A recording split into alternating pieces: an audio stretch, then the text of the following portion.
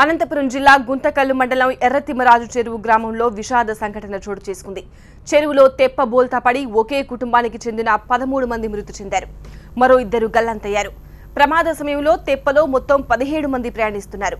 పరిమితికి మించి ప్రయాణించడమే ప్రమాదానికి కారణమైంది.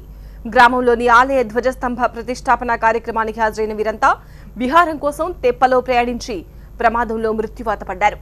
మత్స్యకారులను ఒడ్డులోనే వదిలి వీరే తెప్పెను నడుపుకుంటూ చెరువులోకి వెళ్లి ప్రమాదానికి గురయ్యారు. మృతుల్లో 7 మహిళలు, 6 చిన్నారులు ఉన్నారు. ఆచూకీ లభించిన వారిలో 2 చిన్నారులు ప్రాణాలతో బయటపడ్డారు. గల్లంతైన వారి ఆచూకీ గుర్తించాల్సి ఉంది. విషయం తెలుసుకున్న గ్రామస్తులు, పోలీసులు సహాయక చర్యలు ప్రారంభించారు. గుంతకల్లులో జరిగిన తెప్ప బోల్తా ఘటనపై సీఎం చంద్రబాబు దిగ్భ్రాంతి వ్యక్తం చేశారు.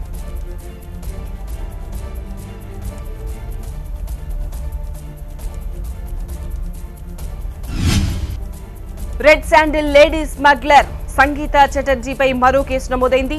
యాదమర్రి పోలీస్ స్టేషన్లో సంగీతపై నమోదైన కేసు విషయంలో 4 రోజుల కస్టడీకి కోర్టు అనుమతించింది. జైల్లో ఉన్న సంగీతను రేపు కస్టడీలోకి తీసుకోనున్నారు పోలీసులు. గత నెల 28న కోల్కతాలో సంగీత చటర్జీని అదుపులోకి తీసుకున్నారు చిత్తూరు జిల్లా పోలీసులు. 15 రోజుల పాటు కోల్కతాలో నిఘా పెట్టిన చిత్తూరు పోలీసులు ఎర్రచందనం స్మగ్లర్ ను పట్టుకున్నారు. గతంలో ఎయిర్ హోస్టెస్ గా పనిచేసిన సంగీత ఎర్రచందనం స్మగ్లింగ్ లో ఆరితేరింది. 2014లో లక్ష్మణ్ అరెస్ట్ అయిన తర్వాత స్మగ్లింగ్ నెట్వర్క్ ని తానే నడిపించింది. తర్వాత లక్ష్మణ్ విడుదలైన 2016లో మళ్లీ అరెస్ట్ అయ్యాడు. విచారణలో సంగీత పేరు బయటకు రావడంతో అదే ఏడాది మే నెలలో సంగీతను అరెస్ట్ చేశారు. అయితే బెయిల్పై విడుదలైన సంగీత కోర్టు వాయిదాలకు కూడా రాకుండా తప్పించుకు తిరిగింది. ఆమెకు చెందిన పలు ఆస్తుల్ని కూడా జప్తు చేశారు. చివరికి అసలు కేడీనే వలవేసి పట్టుకున్నారు పోలీసులు. రెడ్ శాండిల్ లేడీ స్మగ్లర్ సంగీత చటర్జీకి సంబంధించిన మరింత సమాచారాన్ని చిత్తూరు నుంచి మా ప్రతినిధి రాజు అందిస్తారు. రెడ్ శాండిల్ స్మగ్లింగ్ లో లేడీ డాన్ గా ఎదిగిన గగనసాగి సంగీత చటర్జీని గత నెల 29న అరెస్ట్ చేసినటువంటి చిత్తూరు జిల్లా పోలీసులు రెండోసారి కూడా కస్టడీకి తీసుకున్నారు. అయితే రేపటి నుంచి 4 రోజుల పాటు సంగీత చటర్జీని కస్టడీలోకి తీసుకుని ఎర్రచందనం అక్రమ రవాణాకు సంబంధించినటువంటి కీలక సమాచారాన్ని రాబట్టున్నారు. అయితే గత నెల 29న సంగీతను అరెస్ట్ చేసిన పోలీసులు ఈ నెల 5 నుంచి వారం రోజుల పాటు కల్లూరు పోలీసులు తొలిసారిగా కస్టడీకి తీసుకొని కీలక సమాచారం రాబట్టారు. అయితే రెండోసారి కూడా రేపటి నుంచి 4 రోజుల పాటు యాదమరి పోలీసులు సంగీతను కస్టడీలోకి తీసుకొని ఎర్రచందనం అక్రమ రవాణాకు సంబంధించిన కీలక సమాచారాన్ని సంగీత ద్వారా రాబట్టాలని చిత్తూరు జిల్లా పోలీసులు ఆలోచిస్తున్న పరిస్థితి. అయితే ఈ నేపథ్యంలోనే ఇప్పటికే 2 సార్లు పీడీ యాక్ట్లో నమోదై ప్రస్తుతం కడప సెంట్రల్ జైల్లో ఉన్నటువంటి లక్ష్మణ్ కార్యకలాపాలపైన దృష్టి సారించారు. ఇప్పటికే 10 కోట్ల రూపాయలు విలువ చేసే ఆస్తులని కలకత్తాలో సంగీత చటర్జీని అరెస్టు చేసిన తర్వాత సీజ్ చేసిన పరిస్థితి. అయితే తాజాగా ఇక్కడ అధికార పార్టీకి సంబంధించిన కొంతమంది నేతలకు ఈమె తుపాకులు కూడా లైసెన్సులు కూడా సప్లై చేసినట్టుగా స్పష్టంగా అర్థమవుతుంది. ఈ నేపథ్యంలోనే యాదమరి పోలీసులు రేపటి నుంచి తీసుకున్నటువంటి సంగీత కస్టడీలో కీలకమైనటువంటి అంశాలే వెలుగులోకి వచ్చే అవకాశం ఉందని మాత్రం స్పష్టమవుతున్న పరిస్థితి కనిపిస్తోంది. కనపర్సన్ జగదీష్తో రాజు టీవీ నుంచి చిత్తూరు నుంచి. పండించిన పంటకు రైతే ధర నిర్ణయించే రోజులు రావాలంటున్నాయి ప్రభుత్వాలు. కానీ ప్రాక్టికల్ గా చూస్తే 6 కాలం కష్టించి తెచ్చిన పంటను దళారులు తన్నుకుపోతున్నారు. అప్పటికప్పుడు ధర తగ్గించి పొట్టగొడుతున్నారు. ఇదే పరిస్థితి కళ్ల ముందు కనిపించడంతో ఖమ్మం మార్కెట్లో రైతులు భగ్గుమన్నారు. కష్టాన్ని దోచుకుంటారా అని ఆక్రోశిస్తూ విధ్వంసానికి పాల్పడ్డారు.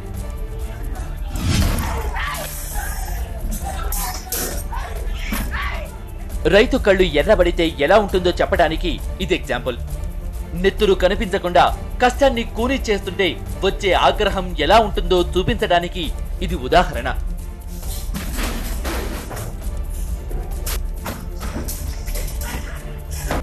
మిర్చి రైతులు భగ్గుమన్నారు. కళ్ల ముందే అక్రమాలకు పాల్పడుతుంటే సహించి సైలెంట్ గా ఉండలేకపోయారు. ఆ తర్వాత పరిణామాలే ఈ దృశ్యాలు.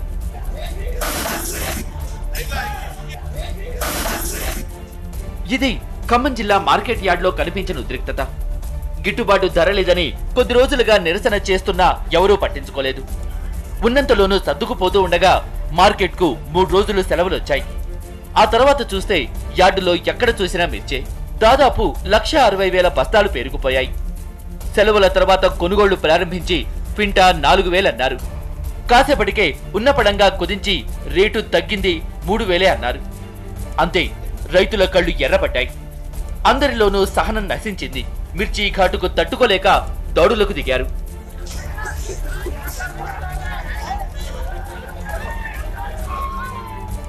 అధికారులు, దళారులు కుమ్ముక్కయ్యారని కళ్ల ముందే కనిపించడంతో కార్యాలయాలపై రైతులు ప్రతాపం చూపించారు. మార్కెట్ కమిటీ చైర్మన్ ఇతర అధికారిక గదులను ధ్వంసం చేశారు. ఫర్నిచర్ను ముక్కలు చేశారు. కాంటాలను కూల్చేశారు. మిర్చిని తగులబెట్టారు.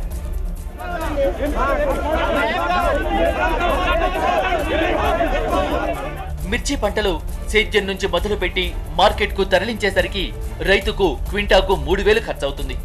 ఇప్పుడు 3,000 అంతకంటే తక్కువ రేటు పలికితే తమ పరిస్థితి ఏమిటని ప్రశ్నిస్తున్నారు. ఆ చైనా చిన్నారికి భూమిపై ఇంకా నూడిల్స్ ఉన్నాయి. అందుకే పెనుగండం నుంచి ఇట్టే బయటపడింది. అవును, నిజంగా ఆ చిన్నారి లక్కీ బేబీ.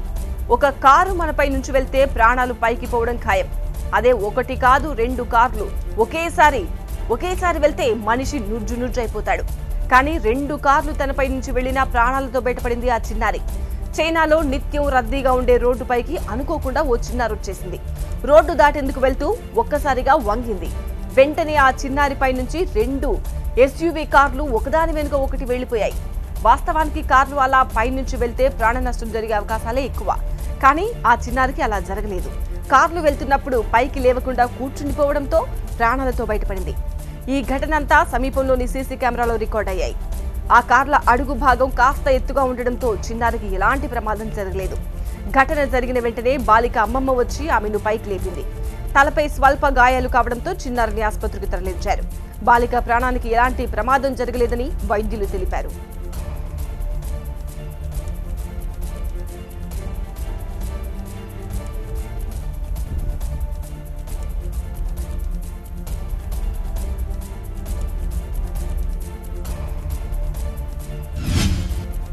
రోడ్డుపై వెళ్తున్నప్పుడు ప్రమాదం ఎటువైపు నుంచి వస్తుందో ఎవరు ఊహించలేరు. ముందు నుంచి వెనుక నుంచి వాహనాలు ఢీకొట్టడం చూస్తాం. కానీ పైనుంచి కూడా ప్రమాదం ముంచుకొస్తే పంజాబ్లో ఇదే జరిగింది. జలంధర్ రోడ్డుపై నుంచి వెళ్తున్న ఆటోపై ఒక్కసారిగా పక్కనే ఉన్న ఫ్లైఓవర్ నుంచి ఓ లారీ అదుపు తప్పి బోల్తా పడింది. లారీతో పాటు ఫ్లైఓవర్ శకలాలు కూడా విరిగిపడ్డాయి. ఈ ఘటనతో అక్కడున్న వారంతా ఒక్కసారిగా అవాక్కయ్యారు. ఈ ప్రమాదంలో లారీ, ఆటో డ్రైవర్లు తీవ్రంగా గాయపడ్డారు. దారిన పోతున్న ఓ సైకిల్ వాలా రెప్పపాటులో ప్రాణాలు దక్కించుకున్నాడు. ఈ దృశ్యాలు సీసీటీవీలో రికార్డ్ అయ్యాయి.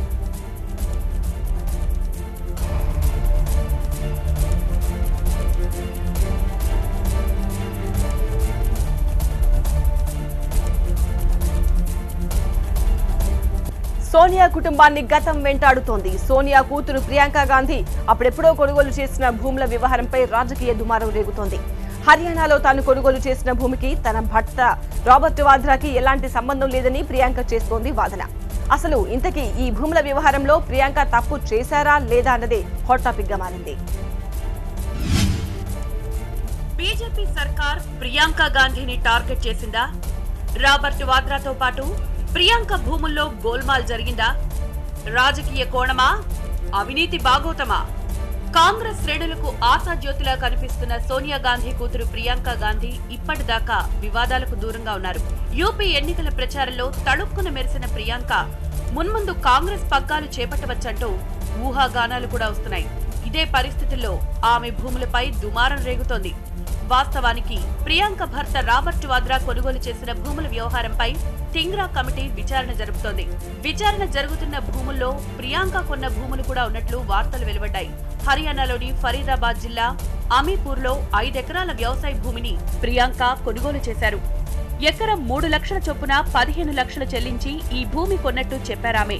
నాయనమ్మ ఇందిరాగాంధీ నుంచి వారసత్వంగా వచ్చిన ఆస్తుల అద్దె డబ్బులతో ఈ భూమి కొన్నట్లు ఓ ప్రకటనలో తెలిపారు ప్రియాంక.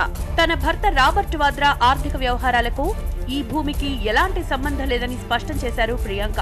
రాబర్ట్ వాద్రాకు చెందిన స్కైలైట్ హాస్పిటాలిటీ, డిఎల్ఎఫ్ కంపెనీలు భూములు కొనుగోలు చేయడానికి 6 ఏళ్ల ముందే తాను ఈ వ్యవసాయ భూమిని కొన్నానని తెలిపారు ప్రియాంక. అయితే దీని వెనుక రాజకీయ కోణం ఉందని కాంగ్రెస్ నేతలు ఆరోపిస్తున్నారు. కాంగ్రెస్ నేతలను వేధించాలన్నదే మోదీ సర్కార్ టార్గెట్ అన్నారు రాజస్థాన్ మాజీ ముఖ్యమంత్రి అశోక్ గెహ్లాట్. మరోవైపు కాంగ్రెస్ ఆరోపణలను కేంద్ర ప్రభుత్వం తిప్పికొట్టింది. నివేదికలను లీక్ చేసే అలవాటుగాని, వ్యక్తులను వేధించే అలవాటుగాని తమకు లేవని కరాఖండిగా చెప్పారు కేంద్ర మంత్రి వెంకయ్య.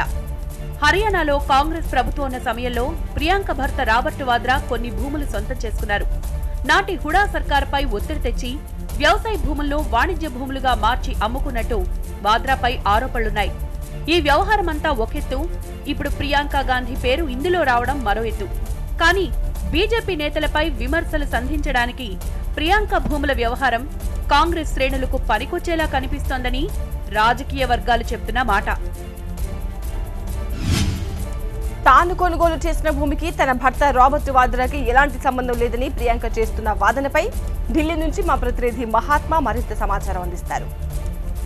రాబర్ట్ వాద్రా భూ అక్రమాలపై ఏర్పాటైన ధింగ్రా కమిషన్ నివేదికలో కొన్ని అంశాలు ఇప్పుడు కలకలం సృష్టిస్తున్నాయి. రాబర్ట్ వాద్రా ఒక్క పైసా పెట్టుబడి పెట్టకుండానే సుమారు 50 కోట్ల రూపాయల మేరకు లబ్ధి పొందినట్టుగా ఆ కమిషన్ నివేదికలో ఉన్నట్టు కొన్ని అంశాలు మాత్రం బహిర్గతమయ్యాయి. నిజానికి ఈ కమిషన్ నివేదికను బహిర్గతపరచకూడదు, ప్రస్తుతం సీల్డ్ కవర్లో కోర్టులో ఉంది అని చెప్పినప్పటికీ కొన్ని అంశాలు మాత్రం పత్రికల్లో, మీడియాల్లో హల్చల్ చేస్తున్నాయి. వాటి ప్రకారం చూస్తుంటేనే ఆనాడు అధికారంలో ఉన్న కాంగ్రెస్ ప్రభుత్వం, కేంద్ర ప్రభుత్వంలో అధికారంలో ఉన్న యూపీఏ అందరూ కలగలిసి కుమ్మక్కై రాబర్ట్ వాద్రాకు లబ్ధి చేకూర్చేలాగా యత్నించారన్నది ఆ కమిషన్లో వెల్లడి చేసిన అంశం. దాని ప్రకారం స్కైలైట్ హాస్పిటాలిటీస్ రాబర్ట్ వాద్రాకి చెందిన కంపెనీ ఇది. తద్వారా డిఎల్ఎఫ్ కంపెనీకి ఈ స్కైలైట్ హాస్పిటాలిటీస్ నుంచి ల్యాండ్ బదలాయింపు జరిగింది. ఈ మొత్తం బదలాయింపు వ్యవహారంలో పెద్ద ఎత్తున ముడుపులు చేతులు మారాయన్నది సైతం ఈ కమిషన్ నివేదికలో ఉంది. ఇంకా అనేక అంశాలు కమిషన్ విచారణలో వెల్లడైనప్పటికీ కొన్ని అంశాలు మాత్రమే ఇప్పుడు బహిర్గతమయ్యాయి. దీని మీద ఇదే అంశానికి సంబంధించి రాబర్ట్ వాద్రా భార్య ప్రియాంక గాంధీకి సంబంధించిన ప్రాపర్టీస్ సైతం పేరుంది అని చెప్పి తెలియడంతో ఆమె వివరణ ఇచ్చుకున్నారు. తాను కొనుగోలు చేసిన ఫరీదాబాద్ సమీపంలోని ప్రాపర్టీ ఏదైతే ఉందో అది ఈ కంపెనీలు ఏర్పాటు చేయడానికంటే ముందే కొనుగోలు చేశాను, పూర్తిగా వారసత్వంగా వచ్చిన డబ్బుతోటే కొనుగోలు చేశానని ఆమె వివరణ ఇచ్చుకున్నారు. ఈ నేపథ్యంలో ఇప్పుడు రాబర్ట్ వాద్రా భూ లావాదేవీలపైన ఏర్పాటైన ధింగ్రా కమిషన్ నివేదిక ఎప్పుడు బహిర్గతమవుతుంది, బహిర్గతమైతే ఇంకా ఎవరెవరి పాత్ర బయటకు వస్తుంది, ఆనాటి ముఖ్యమంత్రి నుంచి మొదలుపెట్టి అనేక మంది అధికారుల ప్రమేయం ఉందని తెలుసుకున్న నేపథ్యంలో ఈ కమిషన్ నివేదికల అంశాల మీద సర్వత్రా ఉత్కంఠ నెలకొంది. అది ఎప్పుడు బహిర్గతమైతే అప్పుడు మరిన్ని అక్రమాలు బయటకు వచ్చే అవకాశం ఉంది. ఎన్నికల కమిషన్ కి లంచం ఇవ్వజూపిన కేసులో రోజుకు అరెస్టు కొనసాగుతోంది. కలుగులో దాగిన ఎలుకల్ని ఒక్కొక్కటిగా లాగుతున్నారు ఢిల్లీ క్రైమ్ బ్రాంచ్ పోలీసులు. ఈ కేసులో కీలకమైన హవాలా ఆపరేటర్ చేతుకు వేడిలు పడ్డాయి. అలాగే జయా టీవీ వ్యవహారాలు చూస్తున్న దినకరన్ భార్య అనురాధను కూడా పోలీసులు ప్రశ్నించారు. దీంతో ఈ కేసులో ఇంకెంతమంది జైలుకు వెళ్తారన్నది కీలకంగా మారింది. అన్నా డీఎంకే పార్టీపై పట్టు సాధించాలని ఆరాటపడిన దినకరన్ రెండాకుల గుర్తు కోసం 60 కోట్ల రూపాయలు లంచమివ్వబోయి బోల్తాపడ్డాడు. రాజ్యాంగబద్ధమైన సంస్థను మేనేజ్ చేయాలనుకున్న దినకరన్ దుస్సాహసం ఆయనకు చిక్కులు తెచ్చిపెట్టింది. మేనత్త శశికళ వర్గమే పార్టీకి దూరమయ్యే దుస్థితొచ్చింది. ఈ కేసులో ఇప్పటికే దినకరన్ అరెస్ట్ అయ్యాడు. మధ్యవర్తిగా ఉన్న సుకేష్ చంద్రశేఖర్ అరెస్ట్ అయ్యాడు. చంద్రశేఖర్ కి డబ్బులు పంపించిన మల్లికార్జున్ కటకటాల వెనక్కు వెళ్లాడు. తాజాగా దినకరన్ నుంచి సుకేష్ కి హవాలా రూట్లో డబ్బులు సరఫరా బట్వాడా చేసిన నరేష్ కూడా అరెస్ట్ అయ్యాడు. అంటే ఇప్పటికే ఈ కేసులో 4 పోలీసుల ఆధీనంలో ఉన్నారు. మరోవైపు ఈ కేసులో దినకరన్ ను వెంట పెట్టుకుని అతని ఇంటికి కూడా వెళ్లారు పోలీసులు. దినకరన్ భార్య అనురాధను కూడా ఢిల్లీ క్రైమ్ బ్రాంచ్ ప్రశ్నించింది. ఆమె ప్రస్తుతం జయ టీవీ వ్యవహారాలు చూస్తున్నారు. జయ టీవీ ఛానల్ నిర్వహణకు నిధులు ఎక్కడి నుంచి వస్తున్నాయి, ఆమె పేరు మీదున్న ఆస్తులు, ఇతర వివరాలపై ఆరా తీశారు ఢిల్లీ పోలీసులు. ముడుపుల వ్యవహారంలో ఆమె ప్రమేయం ఉందా లేదా అన్న అంశంపై వివరాలు సేకరించారు. భార్య పేరిట సుమారు 10 కోట్ల రూపాయల ఆస్తులున్నట్టు దినకరన్ ఎన్నికల అఫిడవిట్లో తెలిపారు. దీంతో దినకరన్ లావాదేవీల్లో ఆమె పాత్రపైన దృష్టి పెట్టారు పోలీసులు. ఇప్పుడు ఈసీకి లంచం ఇవ్వజూపిన కేసులో దినకరన్ కు సహకరించిన వారిలో భయం పుట్టింది. ఈ కేసులో ఇంకెన్ని అరెస్టులు జరుగుతాయన్నదే హాట్ టాపిక్ గా మారింది. బాలీవుడ్ డైరెక్టర్ మాధుర్ భండార్కర్ ను హత్య చేయించాలని కుట్ర పన్నిన మోడల్ నటి కటకటాల పాలైంది. గ్యాంగ్స్టర్ కి సుపారీ ఇచ్చి ఈ అందాల భావ అడ్డంగా బుక్కైంది. అడ్డగోలు ప్లాన్ వేసిన ఆ మోడల్ కి 3 ఏళ్ల జైలు శిక్ష విధించింది ముంబై కోర్టు. డైరెక్టర్ మధుర్ భండార్కర్ ను హత్య చేయటానికి కుట్ర. భారీ స్కెచ్ గీసిన మోడల్ ప్రీతి జైన్, గ్యాంగ్స్టర్ అరుణ్ గావ్లీ అనుచరులకు 75,000 సుపారీ. ప్రీతి జైన్ కు 3 ఏళ్ల జైలు శిక్ష విధించిన Mumbai court.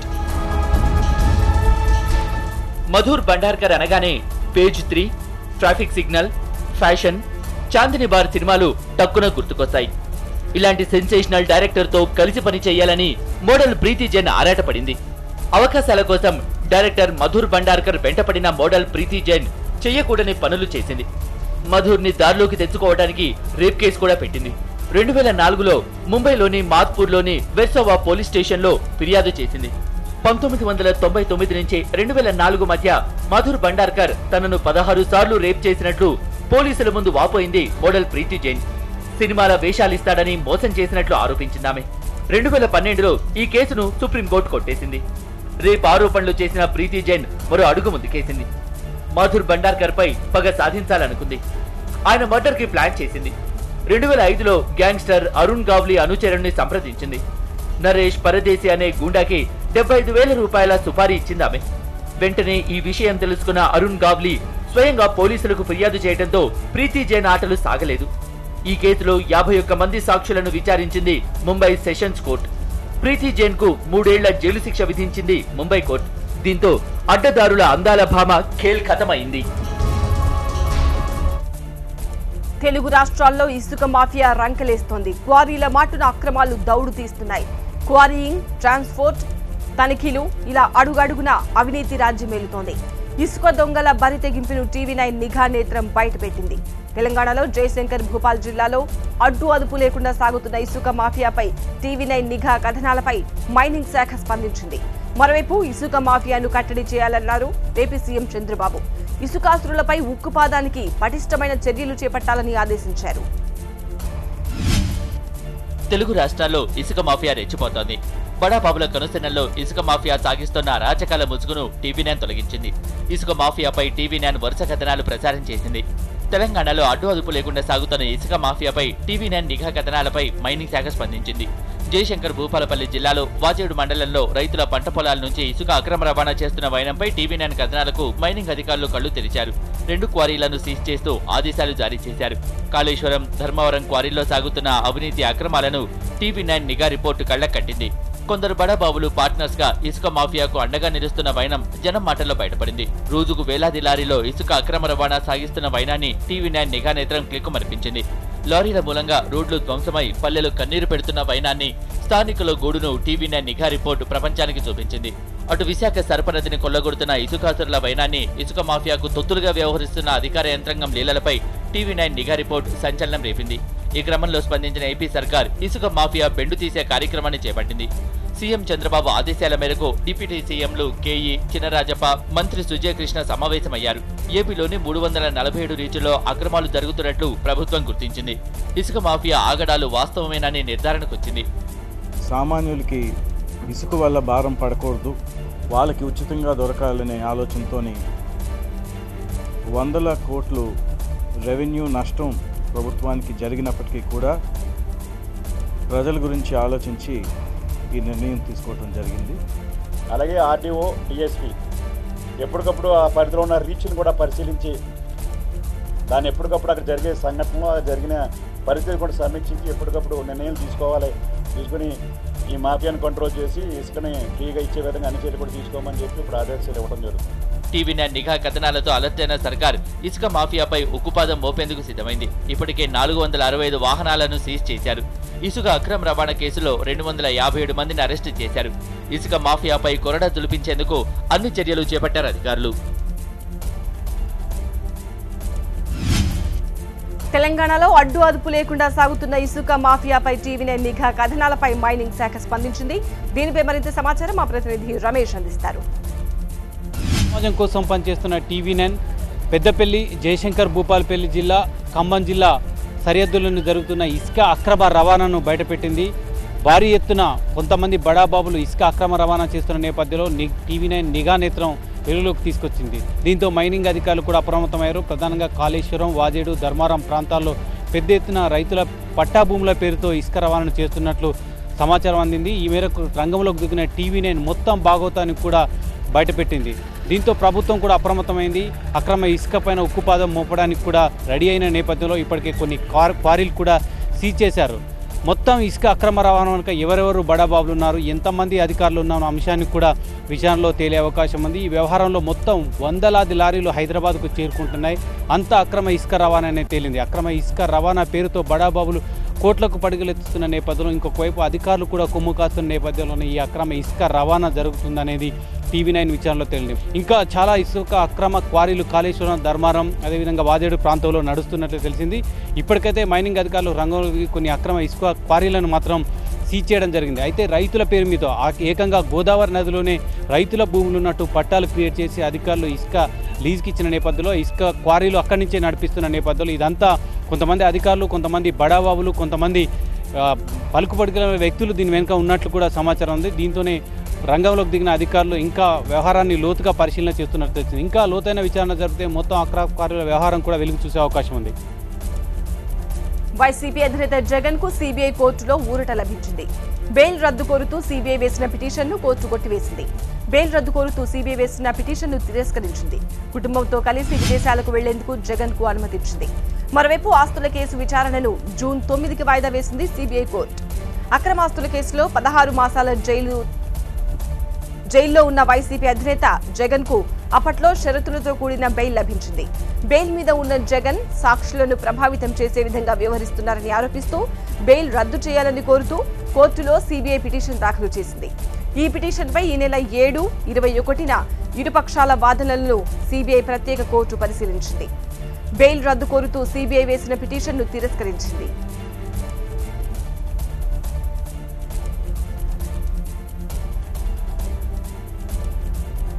For cancellation of bail has been dismissed. I have to go abroad has been allowed. Okay.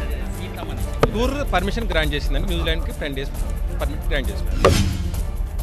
రాజకీయాల్లోకి వచ్చే ఆలోచన లేదని స్పష్టం చేశారు ఏపీ మంత్రి లోకేష్ భార్య బ్రహ్మణి. ఢిల్లీతో సహా ఉత్తరాది రాష్ట్రాల్లో హెరిటేజ్ డైరీని విస్తరింపజేయడమే తన లక్ష్యమన్నారు సంస్థ ఎగ్జిక్యూటివ్ డైరెక్టర్ బ్రహ్మణి. రిలయన్స్ డైరీని టేక్ ఓవర్ చేయడం వల్ల ఉత్తరాది రాష్ట్రాల మార్కెట్లో ప్రవేశించడం హెరిటేజ్ కి తేలికైందన్నారు బ్రహ్మణి.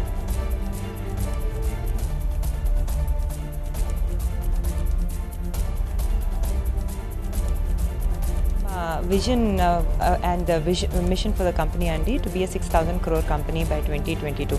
ఇది అచీవ్ చేయాలంటే మాకు 2 ఫోకస్ ఏరియాస్ ఉన్నాయండి. ఒకటేమో pan India expansion is very important and secondly డైరీలో ఏవైతే వాల్యూ యాడెడ్ ప్రోడక్ట్స్ ఉన్నాయో like curd, butter milk, flavoured milk, ice cream etcetera వాటి మీద ఎక్కువ దృష్టి పెట్టాం. సో కరెంట్లీ అబౌట్ 24% ఆఫ్ ఆ రెవెన్యూ ఇటువంటి వాల్యూ యాడెడ్ ప్రోడక్ట్స్ నుంచి వస్తుందండి. దీన్ని 40% తీసుకెళ్ళటం మా focus area. Absolutely no interest now అండి. I'm very focused on heritage foods and pan India growth and 6,000 crore revenue. రాష్ట్రానికి పెట్టుబడులు తేవడమే లక్ష్యంగా ఏపీ ముఖ్యమంత్రి చంద్రబాబు అమెరికా పర్యటనకు షెడ్యూల్ ఖరారైంది. మే 4 నుంచి 11వ తేదీ వరకు సీఎం చంద్రబాబు బృందం అమెరికాలో పర్యటించనుంది. Washington DC, San Francisco, California, New York, షికాగోలలో సీఎం పెట్టుబడుల యాత్ర నిర్వహించనున్నారు.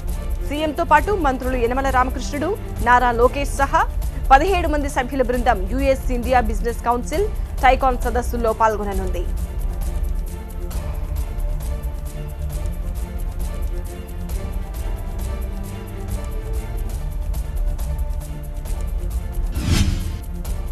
అవినీతిలో నంబర్ 1 స్థానానికి దూసుకుపోతున్న చంద్రబాబు వెంటనే రాజీనామా చేయాలన్నారు వైసీపీ నేత భూమన కరుణాకర్ రెడ్డి.